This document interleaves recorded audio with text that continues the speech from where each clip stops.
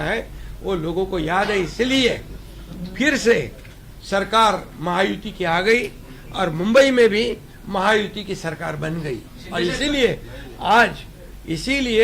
आज सचिन अहिर जैसे कार्यकर्ता, जो कर्मठ कार्यकर्ता है, ग्रास रूट से जुड़े हुए हैं, जिनका समाज में एक बड़ा अस्तित्व है, और ऐसे लोग क्यों आ रहे हैं, इसकी सोच, इसका विचार, इसका आत्मचिंतन, इसका आत्म परीक्षण सामने वालों ने करना चाहिए।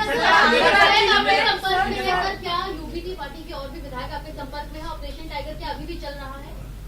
अभी ये ऑपरेशन छोटे मोटे करते रहता हूँ मैं।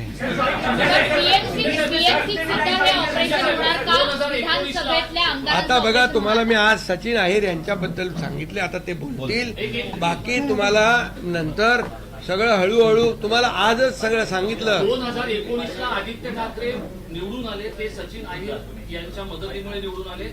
आज 4थ्या अॅनिव्हर्सरीला आदित्य ठाकरेंचा सगळ्यात जवळचा नेता आणून तुम्ही त्यांना अॅनिव्हर्सरी गिफ्ट दिलाय।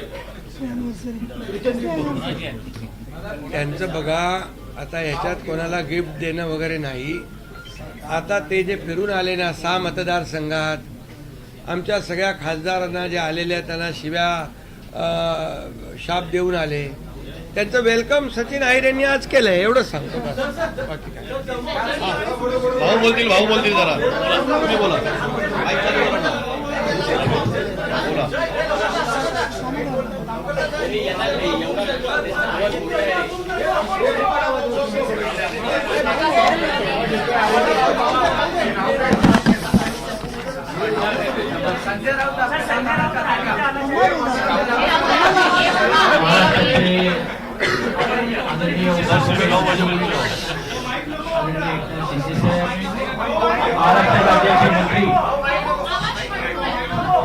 महाराष्ट्र राज्याचे माननीय मंत्री, माझे सहकारी, ज्येष्ठ बंधू आदरणीय प्रताप सरनाईकजी, आदरणीय विधानसभेच्या विधिमंडळातील ज्येष्ठ सदस्य आणि मला नेहमी मार्गदर्शन करणारे अशा आमच्या ताई नीलमताई गोरेजी, लोकसभेचे आदरणीय माझे सहकारी ओमराजे निंबाळकरजी, तरुण सहकारी आणि माझे मित्र आदरणीय डॉक्टर श्रीकांत शिंदेजी, गोकुळजी, सर्व माननीय आमदार आणि आजी खासदार आणि लोकप्रतिनिधी आणि पक्षाचे प्रमुख पदाधिकारी देखील यामध्ये आहेत।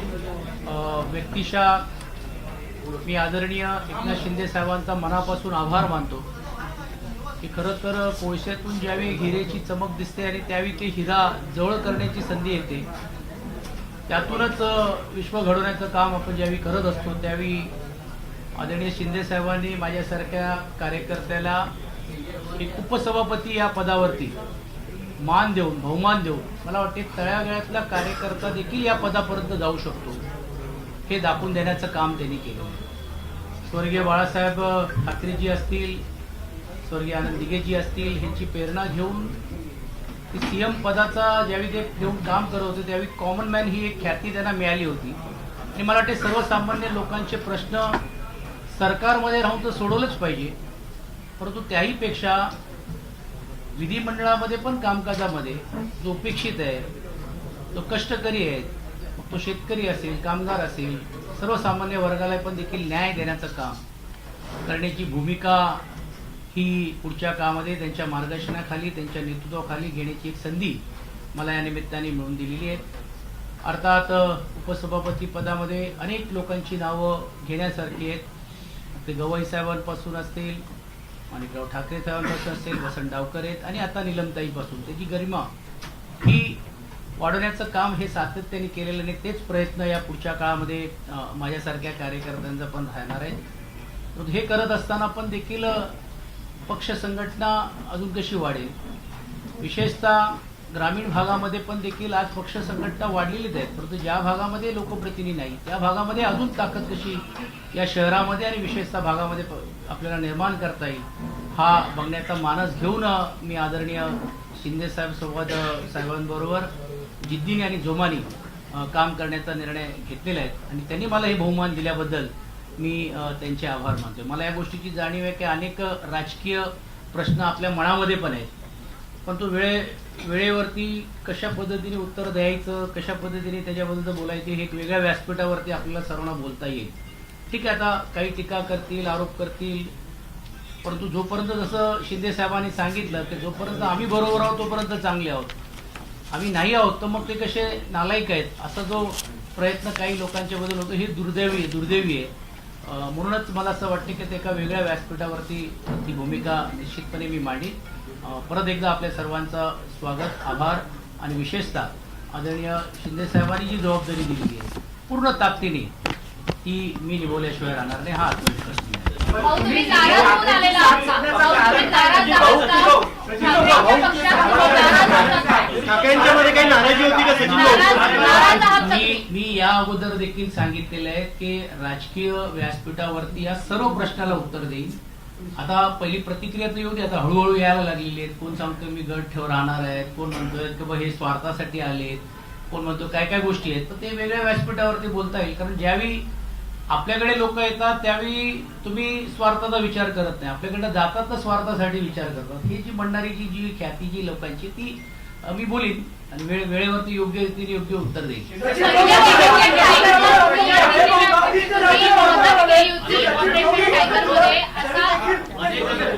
एक लक्षात ठेवलं पाहिजे की आदित्यजी असतील, उद्धवजी असतील, यांनी जी जी जबाबदारी दिली शेवटपर्यंत ती जबाबदारी मी पार पाडण्याचं काम विधिमंडळामध्ये केलेलं आहे. आदरणीय शिंदे साहेब पण त्या गोष्टीला साक्षी आहे. एक पक्षाची ज्यावेळी भूमिका असते किंवा एक विचार असतो त्यावेळी आपण ती भूमिका ज्यासाठी आपण आहोत मांडण्याचं काम आपण करतोय. जिकडे अयोग्य वाटत आहे, जिकडे योग्य वाटलं असेल तिकडे शासनाचं कौतुक देखील केलेलं आहे.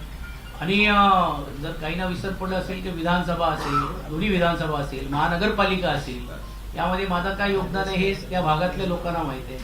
पुणे जिल्ह्याच्या 21 विधानसभेमध्ये पण देखील संघटना म्हणून घेऊन तिकडे काम करत असताना जी जबाबदारी आहे त्या कार्यकर्त्यांनाही देखील तुम्ही विचारलं तर ते समजेल. आता ठीक आहे, काही लोकांना असं वाटतं की आम्हीच आहोत बाकी कोण नाही, तशी भूमिका आहे.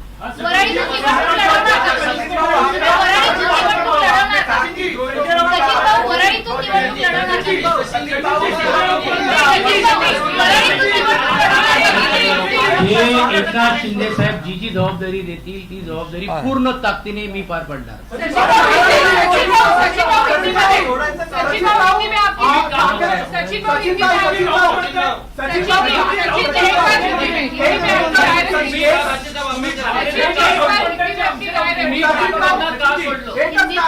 चला बघा, आज एक लक्षात घ्या की मी पक्ष कुठचाही सोडलेला नाही. ते तांत्रिक मुद्द्याबद्दल आपण वेगळ्या व्यासपीठावरती आपण बोलू. पण एक गोष्ट नक्की आहे की आज एवढ्या उपसभापती पदाची जर आज आदित्य शिंदे साहेबांनी ही जबाबदारी दिल्यानंतर हे मला असं वाटतं माझ्यासारख्या कार्यकर्त्याला तो बहुमान आहे आणि तो बहुमान ठेवून मी पुढे काम करण्यात. अरे बाबा, जेव्हा ते मी आधीच सांगितलं, जेव्हा ते आमदार झाले तेव्हा आम्ही त्यांना मतदान केलेलं आहे, आम्ही आमचं कर्तव्य पार पाडलं त्यावेळेस. आणि ते तेव्हा आमदार झाले तेव्हा शिवसेना आणि धनुष्यबाण होता. आज शिवसेना आणि धनुष्यबाण आमच्याकडे आहे आणि ते शिवसेनेतच आहेत. तुम्ही काय म्हणताय सोडलं बिडलं काय, उगाच काय तरी सोडलं काय.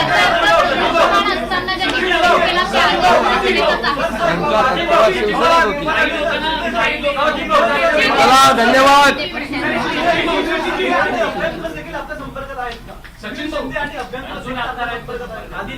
अरे बाबा, आज फक्त सचिन अहिरांचं घ्या. सचिन भाऊ, काही लोकांना उद्धव ठाकरे भेटत नाहीत म्हणून ते जातात, काही आदित्य भेटत नाहीत म्हणून जातात. तुम्ही तर दोघांबरोबर होता. नाही, माझा असा काही अनुभव नाहीये, ती गोष्ट स्पष्ट मी सांगतोय. पण मी जसं सांगितल्याप्रमाणे स्वर्गीय बाळासाहेब ठाकरे यांचा विचार घेऊन ज्या पद्धतीने शिंदे साहेब काम करतायत तो आकर्षण आहेतच ना, कोणीच ना करताय. आणि हे माझ्या पुरतं नाहीये, खाजगीत जर तुम्ही अनेक लोकप्रतिनिधीला विचारलं तर ते तुमच्या सर्वांच्या लक्षात येईल. आणि मग असा नेता ज्यावेळी पुढाकार घेऊन एक जबाबदारी माझ्यासारख्या कार्यकर्त्याला देतो त्यावेळी तो विचार पुढे घेऊन जाण्याची जिद्द आणि धमक ही आमच्यामध्ये आणि आम्ही कामाने दाखवून दिलेलं. आणि तुम्ही बघ काय होतो, आता तुम्हाला राजकीय आज थोडा जरा संयम ठेवायचा आहे. काही लोकांनी जे आयुष्यात ते दगड उचललं नाही ते आता आम्हाला शिकवायला लागले तर कसं व्हायचं.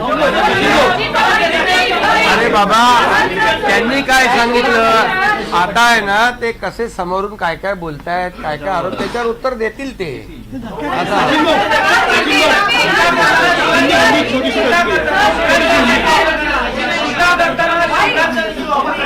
काय ते बोलले